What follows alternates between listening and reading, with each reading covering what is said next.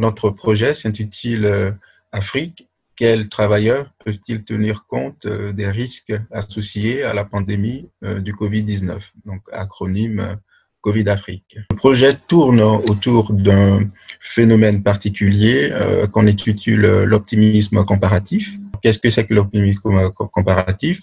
C'est cette tendance chez les personnes à sous-évaluer ou à minimiser l'occurrence d'événements négatifs ou malheureux à soi comparé aux autres. En d'autres termes, c'est de se dire « ça ne m'arrivera pas ». L'optimisme comparatif s'invite dans notre projet de recherche. Lorsque le coronavirus a débuté en Chine, pour beaucoup de personnes qui ne sont pas de cette région-là, la première pensée était que peut-être cette pandémie s'arrêtait, allait être circonscrite à cette région ou à ce pays du monde.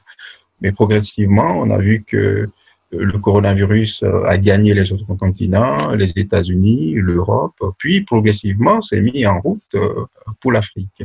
Lorsque la pandémie du coronavirus s'est déclenchée, on a vu progressivement les autorités dans tous les pays prendre des mesures de distanciation sociale, des mesures du respect du confinement.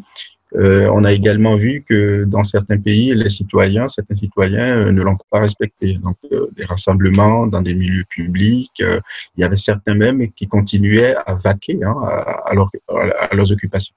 Donc, en tant que chercheurs, ce phénomène nous a interpellés. Nous nous sommes dit, en cas de pandémie où les risques sont quand même très élevés pour la population générale, certaines personnes ont bravé les interdits. Donc, les interrogations ont commencé à partir de ce niveau-là.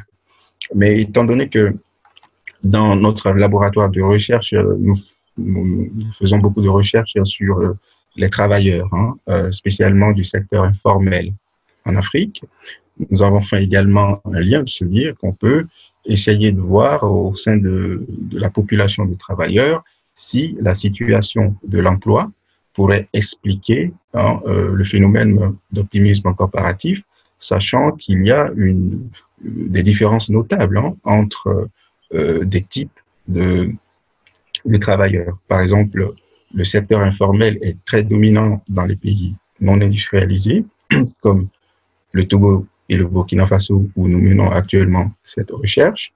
Il y a une disparité en termes d'avantages liés au fait d'être travailleurs.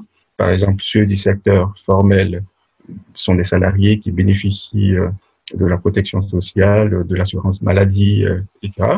Alors que au niveau des travailleurs qui travaillent dans le secteur informel, qui sont pour la plupart du temps des indépendants, qui gagnent leur vie au jour le jour, le respect du confinement peut avoir certaines incidences, certaines conséquences chez ces personnes-là.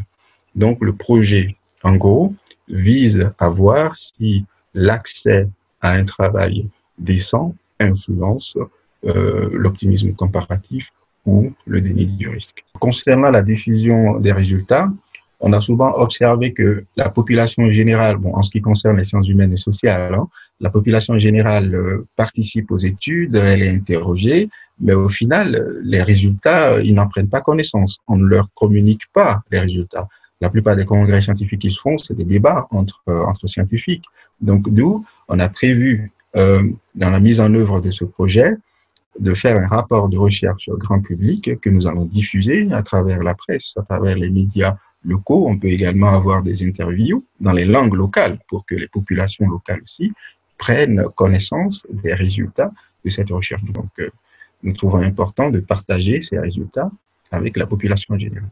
Le projet Covid-Afrique est coordonné par l'Université de Lausanne en partenariat avec 3 autres universités, dont 2 au Burkina, l'Université Joseph Kizerbo de Ouagadougou et l'Université Norbert Zongo de Koudougou, en plus de l'Université de Lomé et au Togo.